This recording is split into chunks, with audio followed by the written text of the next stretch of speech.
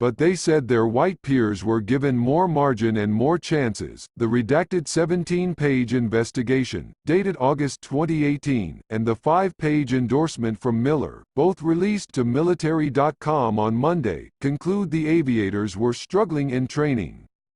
But they also substantiate instances where incorrect data and methods were used to evaluate them. The Marine pilot should have been allowed to be present while witnesses were interviewed for his Field Flight Performance Board, an administrative proceeding to determine his fate as a naval aviator.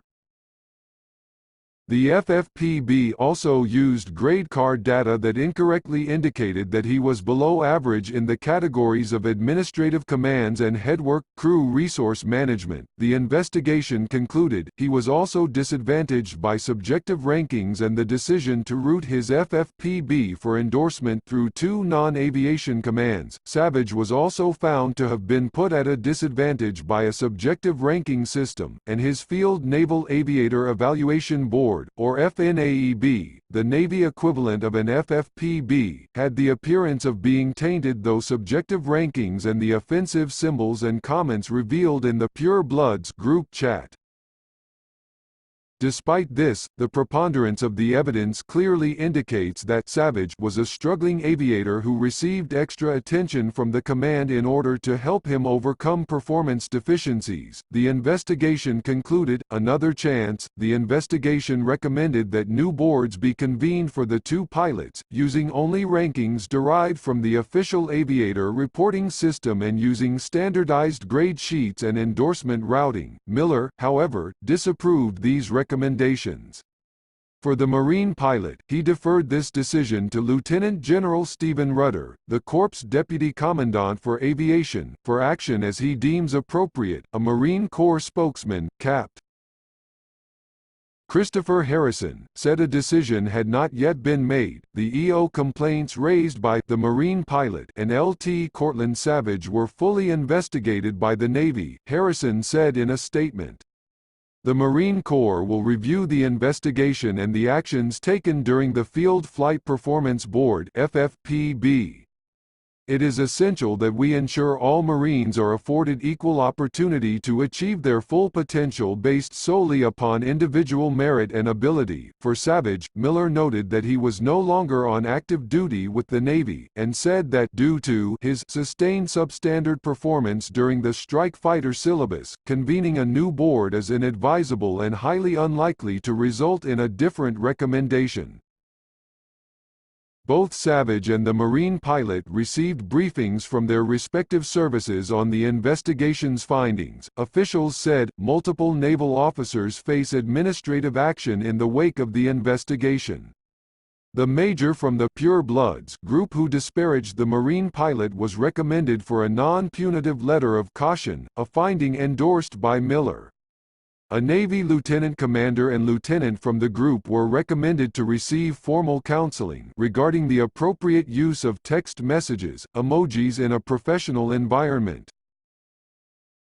Miller further recommended administrative action regarding a Marine lieutenant colonel and administrative counseling for a Navy captain, both of whose names are redacted in the investigation. While the Marine pilot declined to comment on the results of the probe, Savage said in a statement that he was deeply disappointed in the Navy's handling of the complaint and reviewing all options for how to move forward. While the command investigation has been completed, I have not yet been provided a final determination. What should have been a 90-day process has gone on for longer than 500 days and remains ongoing, he said. Additionally, I have serious concerns about the content of the investigation report and the manner in which the investigation was conducted. I find it troubling that the only conclusions from this review is that call signs need to be changed.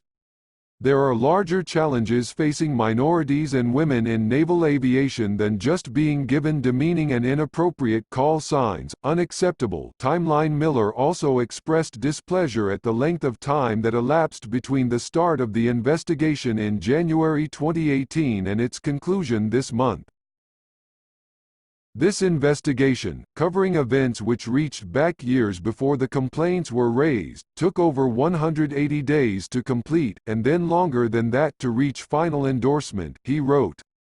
Despite the best intentions of all concerned, and the extensive deliberations required to assess the findings and formulate corrective actions, this timeline is unacceptable. It's not clear why the investigation languished without endorsement for nearly a year after its completion in August 2018. But after Military.com inquired about the status of the investigation in April, it took roughly a month for the document to be endorsed and released to the pilots. One final delay took place in the final weeks before the conclusion of the process. According to a defense official with knowledge of events, the investigation, previously considered complete, was pulled back for a final review by the Office of the Chief of Naval Operations. Treating all service members with dignity and respect is something the Navy takes extremely seriously, and if an EO complaint is filed, it is appropriately investigated and, if applicable, appropriate action is taken. CMDR Ron Flanders, a spokesman for Naval Air Forces, said in a statement, "As sailors, we represent the Navy 24/7. Our core values of honor, courage and commitment apply to all aspects of our life, including online conduct. Any form of harassment, bullying, hazing, stalking, discrimination, retaliation, or any other type of misconduct that undermines dignity and respect is not consistent with our core values." Editor's note: Ruby Rod was portrayed by Chris Tucker.